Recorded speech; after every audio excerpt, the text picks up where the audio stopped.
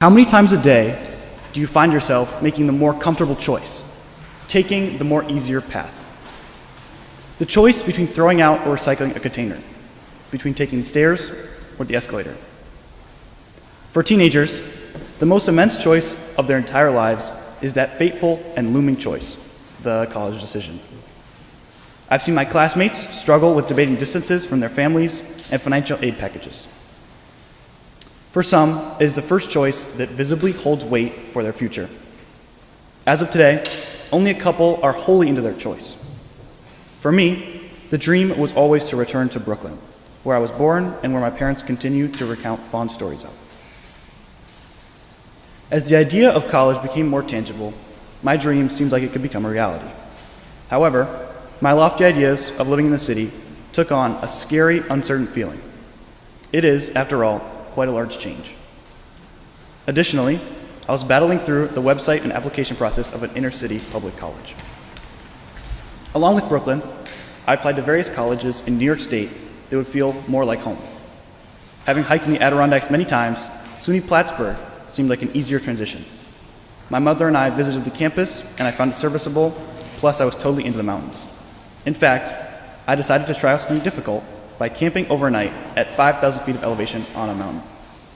I learned a few things, including the importance of keeping your shoes from freezing overnight, especially if you have a 5-mile hike back to the car.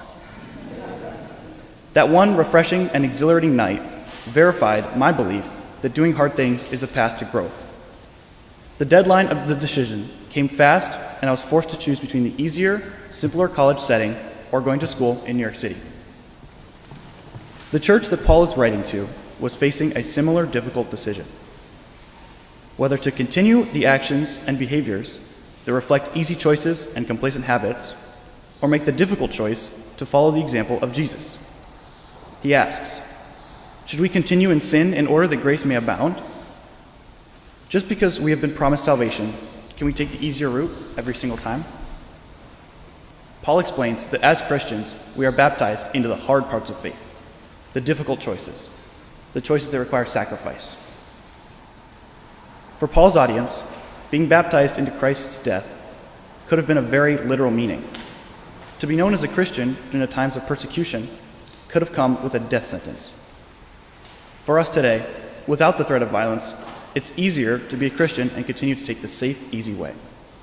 But where does this track lead us? God gifted us the ability to choose. In order to reach our fullest potential, we must step out of safety and into the difficult choices. What doesn't kill me makes me stronger is a popular expression that was actually coined by philosopher Friedrich Nietzsche. Despite his rejection of Christianity as a whole, his concept of the Übermensch, a person who transcends the pull of comfort and convention, is built entirely on the idea that human potential is only realized through difficulty and self-overcoming. Even though Nietzsche reached this conclusion by rejecting faith entirely, he arrives at the exact same destination as the Apostle Paul in his letter. Our baptism calls us to choose the harder path leading to growth. This path is composed of our willingness to understand that every situation is more complex than our own perspective. The hardest journey is not leaving home, but leaving the safety of our own perspective. To journey across the distance between your own perspective and someone else's. Every situation is more complex than we can see from where we stand. The most difficult choice we can make, daily, quietly, without applause, is to let ourselves enter the experience of someone we disagree with, someone we don't understand, or someone whose life looks nothing like our own. That choice costs us our certainty, our comfort, and our ego. But it is exactly the kind of death that leads to growth. What is the difficult conversation you've been avoiding? Where are you taking an easier route with a relationship? Who are the people with perspectives you overlook and dismiss? After college, I will have to navigate my career, getting married, or buying a house. These are all choices that most of you have faced at some point in your lives. But there are less dramatic decisions as well. These are the things that we do on a daily basis, the small moments when we can choose the harder path. However, these moments end up being the most important. You can't put these on your college transcript and send them to college, but they do shape you as a person. I think this is what Jesus is talking about in the gospel, when, "For nothing is covered up that will not be uncovered, and nothing secret that will not become known." The life of integrity is built when no one is watching, but it is always observable. Are you willing to take yourself on? Are you willing to pick up whatever cross leads to growth in your life? Paul's warning about complacency is more than a command to get up and devote yourself. Should we continue in sin in order that grace may abound? It is about choosing the familiar, the safe, the path of least resistance, just because we have someone that will catch us when we fall. Paul explains that Jesus is not a safety net, that baptism is a promise that you will endure difficulty, and it is difficult.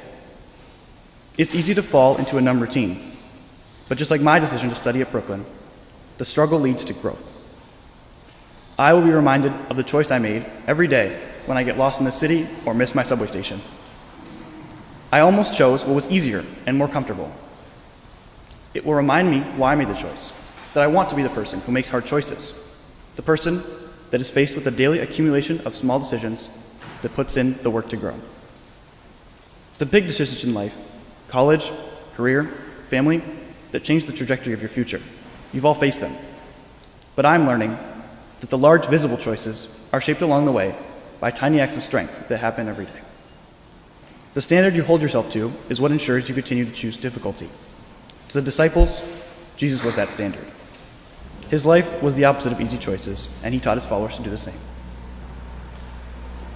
It's easy to claim Jesus through a bumper sticker or yard sign, but to live through him is to push off and grow.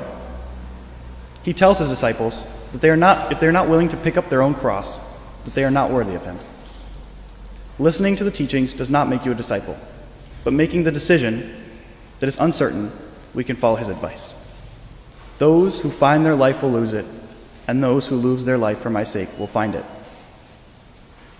I have no idea where my life will lead me, but I'm committed to living the difficult choices.